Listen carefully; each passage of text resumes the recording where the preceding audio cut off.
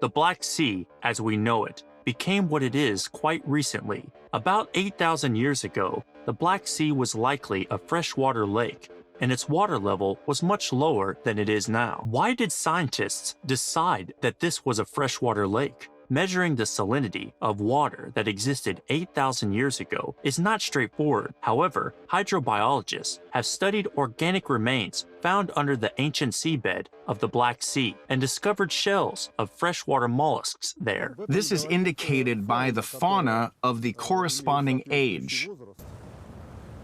It has helped us establish approximately when a freshwater body existed here. This is the fauna found in the sediment layers of that period. We collect it, identify it, and accordingly classify it into a specific ecological group. Knowing the conditions in which modern fauna of this type exist, we can infer what conditions were like at that time. For instance, there is a type of mollusk called Dracaena. This map shows where the shells of the freshwater mollusk Dracaena, which lives at shallow depths, are found on the modern shelf of the Black Sea. Since these mollusks live near the shore, it can be assumed that their distribution roughly outlines the shoreline of the freshwater lake that the Black Sea was until recently. Look closely. During that time, the Crimean Peninsula was not yet a peninsula. There was no Sea of Azov, and the vast northwestern shelf, which now borders the modern coasts of Ukraine, Romania, and Bulgaria, was completely above water, forming dry land. Geologists support these observations with data that confirm the existence of this extensive freshwater lake. It turns out that in ancient times, fresh water from above seeped into cracks in the impermeable layers at the bottom of the sea. Then these cracks were sealed by clay and sediment deposits, and the fresh water remained trapped in them, signaling to modern scientists that the sea was once fresh water. But if this is the case, not only freshwater mollusks should have lived in the fresh water, but all the fauna would have been freshwater. That means there were river and lake organisms. In other words, the entire biology of the Black Sea 8,000 years ago was adapted to freshwater. So where did marine fish like sprat, mullet, and scorpionfish, marine jellyfish, and marine dolphins come from? We will solve this mystery a bit later, but for now, another amazing fact. It confirms that the level of the Black Sea was much lower quite recently. Ancient riverbeds of rivers that flowed into it are preserved on the bottom of the Black Sea. This is roughly how scientists reconstruct the ancient channels of the Don, Dnieper, Dniester, and Danube down to the current depth of 100 meters, which is the point where the shoreline was located 8,000 years ago. And here, it's impossible not to note that along the banks of large rivers, which provided fresh water and were abundant with fish, people in the late Paleolithic era loved to settle. This era of human development ended around the same time we are discussing, 8,000 years ago. This means that the areas of the northwestern Black Sea shelf, which are now underwater, were almost certainly inhabited by our ancestors. Even 8,000 years ago, the Black Sea was a freshwater lake, and the shore of this lake was approximately 100 meters lower than the shore of the Black Sea we know today. This raises a pressing question. When and how did the Black Sea become the sea we know today? Chapter 2. The Black Sea, the place of the flood? This chapter is full of mysteries that are yet to be definitively resolved. Thus, as we explore competing viewpoints, let us not forget that all these are scientific hypotheses, and each constructs its own model to best describe the observed facts. That is, after all, how all natural sciences progress. So, the first hypothesis relates to a catastrophic flood. Proponents of this view believe that approximately 7,500 years ago, the Black Sea was separated from the world ocean and from the Marmara and Mediterranean seas by the Bosporus barrier. At that time, the water level in the Black Sea, which was then a freshwater lake, was much lower than in the world ocean. A catastrophe then occurred, likely of a geological nature, perhaps something akin to a massive earthquake. The narrow Bosporus Isthmus was destroyed. In the area of what is now the city of Istanbul, the Bosporus Strait was formed, and a powerful surge of salty seawater poured into the Black Sea basin like never before seen.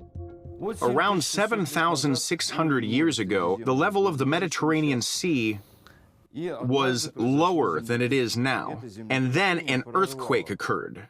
This earthquake broke through a part of the rock, causing a waterfall to collapse.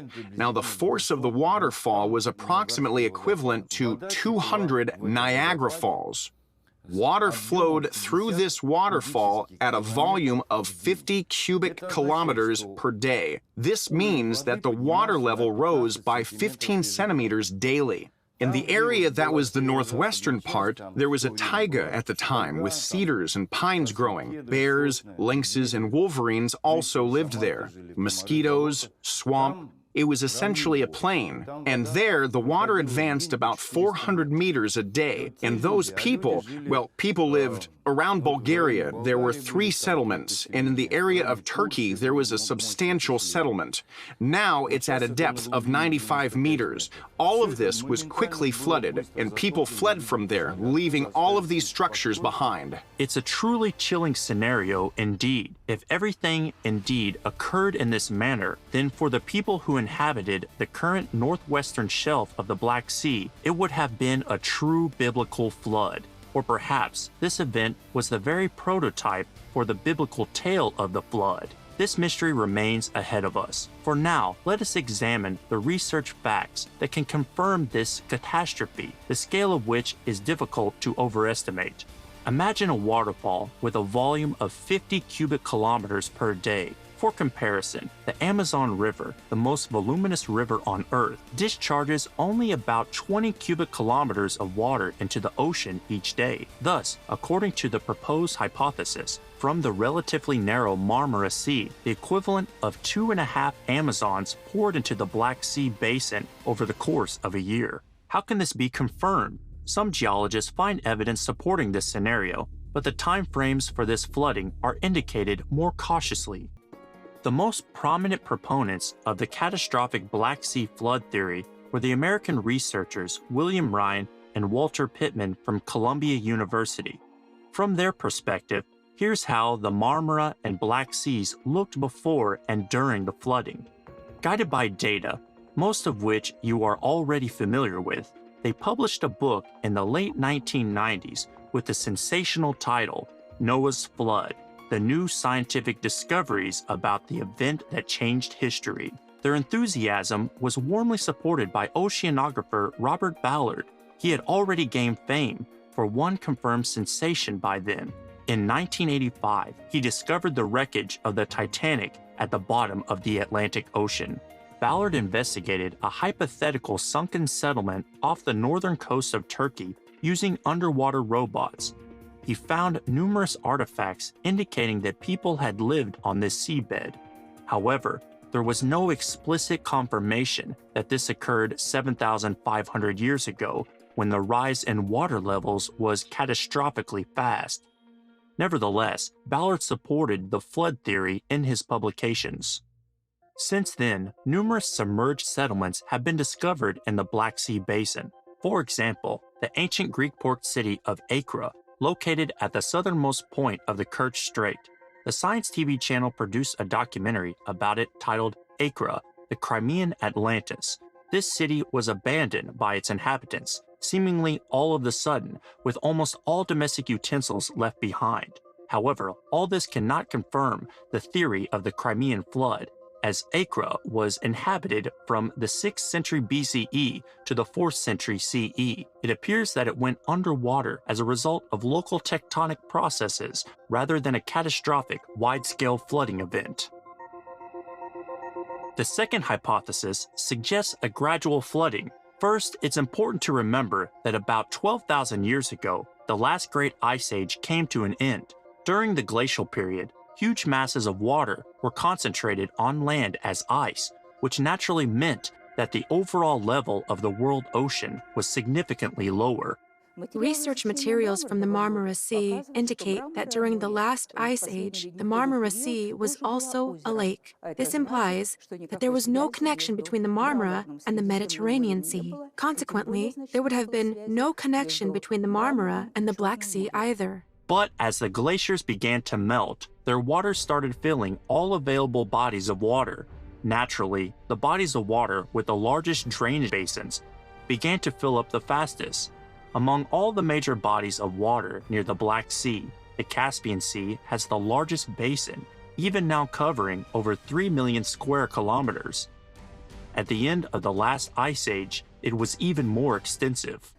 Since the Caspian Sea is a lake, its water balance and level depend on the components of the water balance. As the last ice age began to degrade, it meant the melting of the ice cap and a permafrost, which was located over a vast area on the Eastern European plain.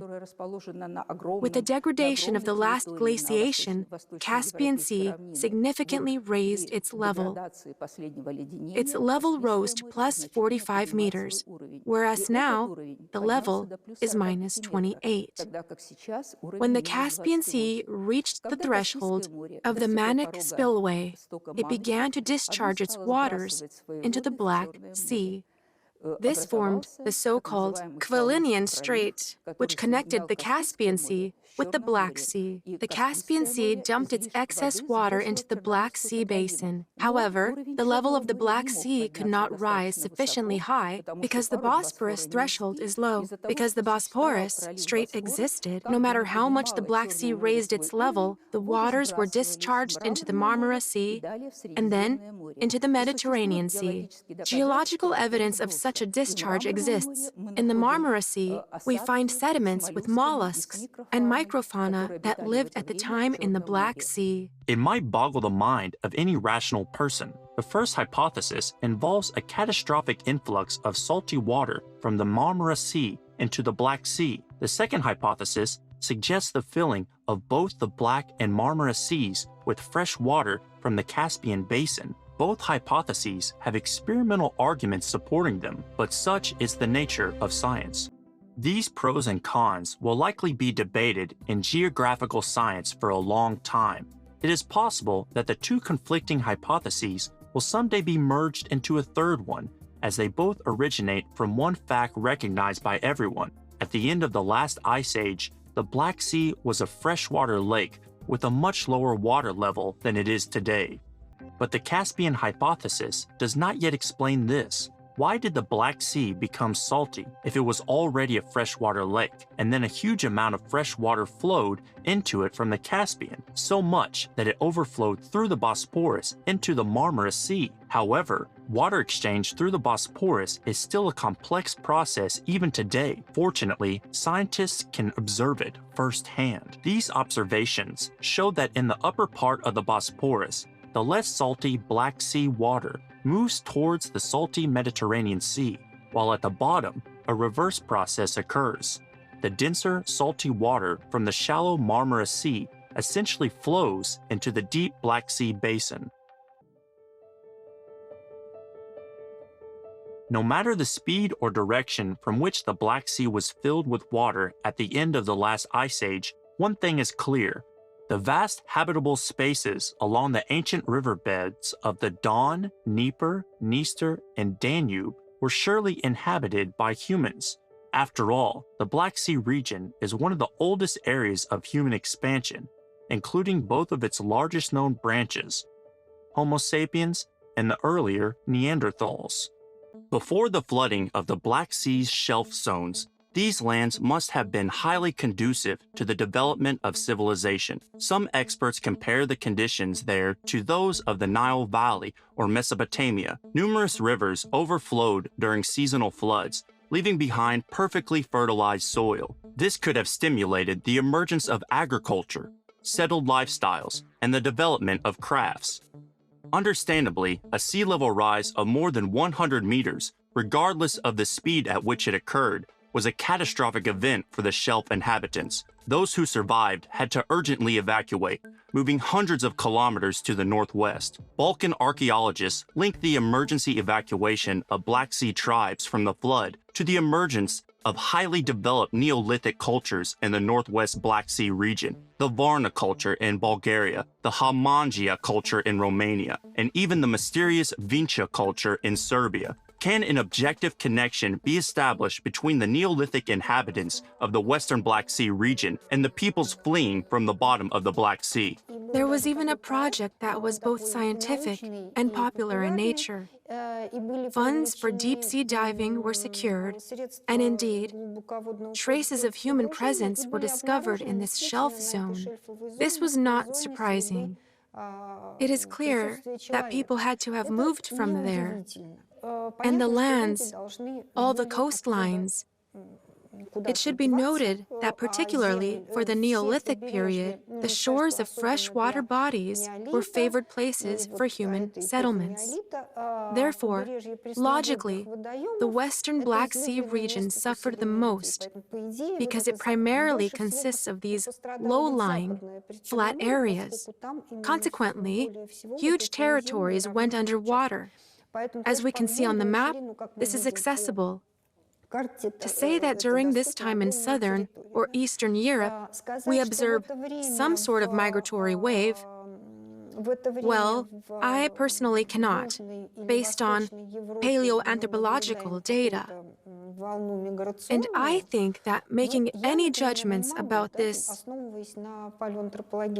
is quite premature, because we have not yet had the opportunity to construct a well-argued system of evidence, and we do not have the materials that come from beneath the thickness of this water. Underwater archaeologists are engaged with artifacts that come from beneath the thickness of the water. They are extremely active in the Black Sea because its seabed is like a giant repository where each era, each civilization, and each people have dropped something.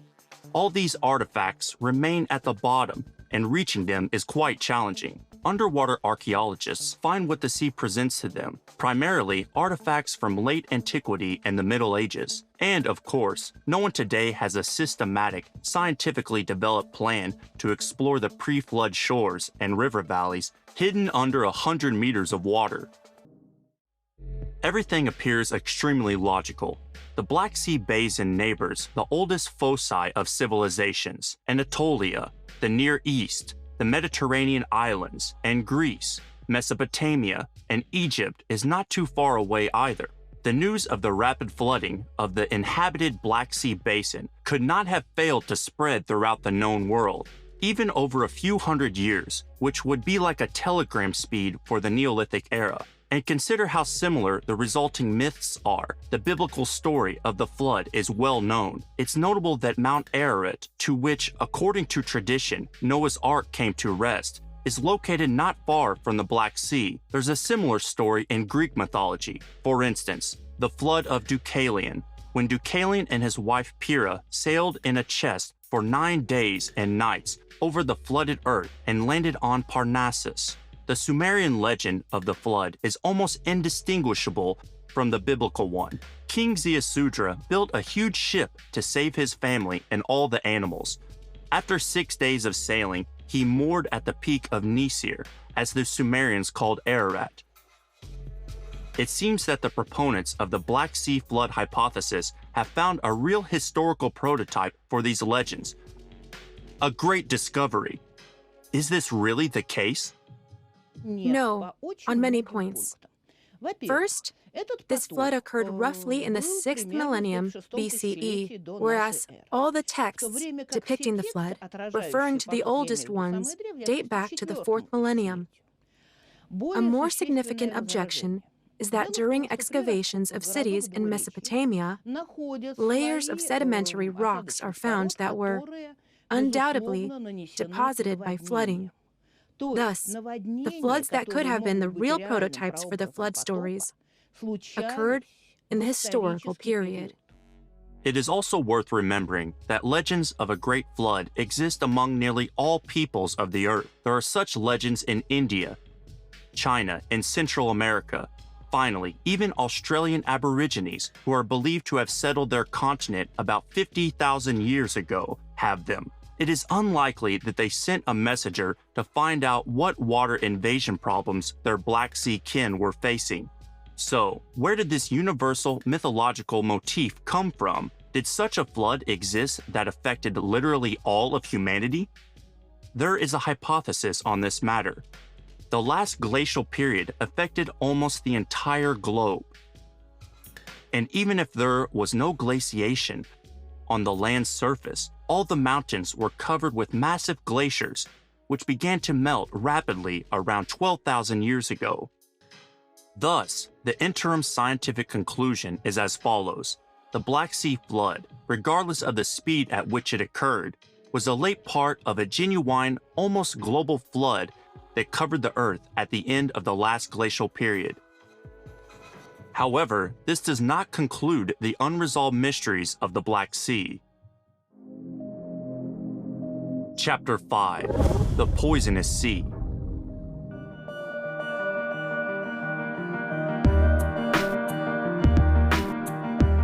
The Black Sea is very deep, with a maximum depth of over 2,200 meters. It is a relic of a very ancient geological fault. The Black Sea began to form approximately 125 to 100 million years ago, initially as a shelf basin. Then, around 180 million years ago, it suddenly deepened to depths of 2 kilometers. The formation of the Black Sea is linked to the movement of the Turkish microcontinent, which drifted about 200 kilometers away from Europe, creating a zone of extension. In this zone of extension, a deep water basin was formed. At depths below 150 meters, the Black Sea is practically dead.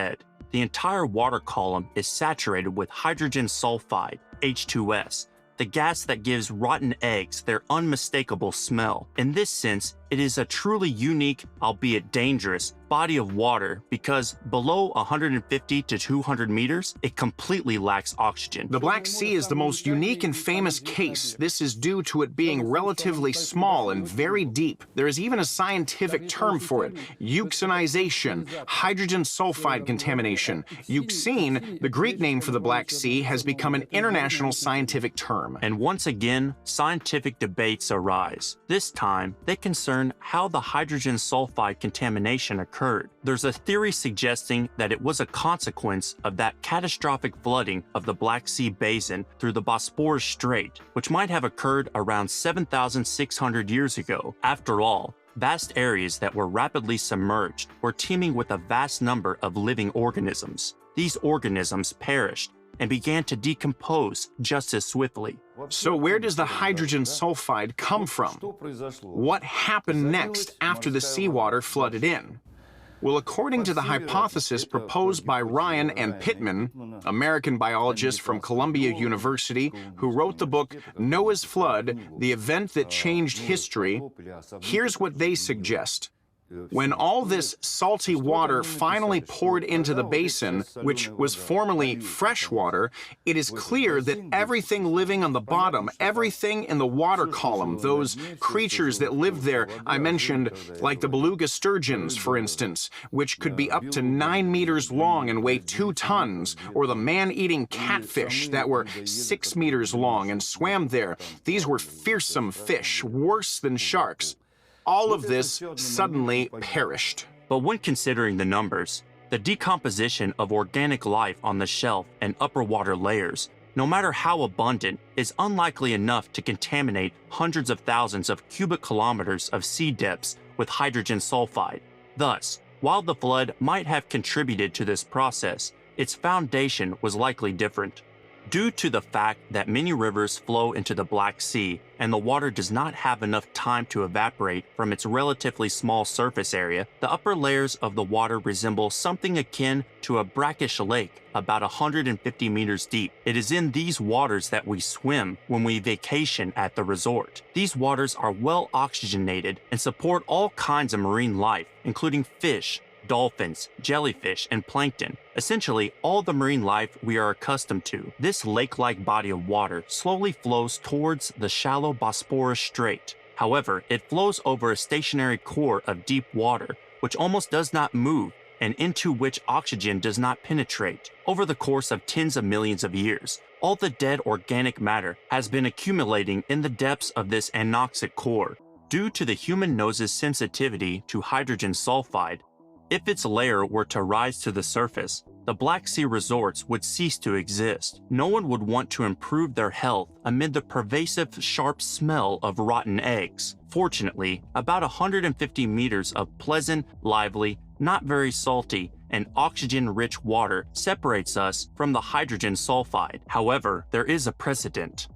According to some witnesses of the Yalta earthquake in 1927, the sea burned with fire at night, and an unbearable stench of rot emanated from the water. This means that when tectonic activity shook up this stratified cocktail, bubbles of hydrogen sulphide began to rise. But hydrogen sulphide almost does not burn. So, what was burning in the Black Sea on the night of September 11th to 12th, 1927? This has been determined. The Black Sea constantly releases methane from the seabed, the same gas that burns on our kitchen stoves. Methane is released from the seabed, where it also exists in a bound form known as gas hydrate, resembling a jelly-like substance. Now, let's imagine, into the hydrogen sulphide poisoned water, toxic methane is also being released. Can we even imagine any form of life in such a place? Thus, we approach the most astonishing mystery of the Black Sea. In this doubly lethal benthic environment, formations similar to corals actually thrive. Research, including that conducted by our department, has shown that in areas of methane seepage on the seabed at depths affected by hydrogen sulphide contaminations, so-called methanotrophic carbonate structures form. They grow like corals, up to 4 meters high. These structures are based on the life of archaea that build these structures, and the reactor in which they perform chemosynthesis is the structure itself. That is, in seas where there are methane seeps but no hydrogen sulphide, these structures do not exist. Both hydrogen sulphide and methane must be present simultaneously for these archaea to live. We hope that viewers no longer have doubts that we chose the right title for this film. The simplest and most understandable Black Sea has indeed turned out to be the most mysterious sea on our planet.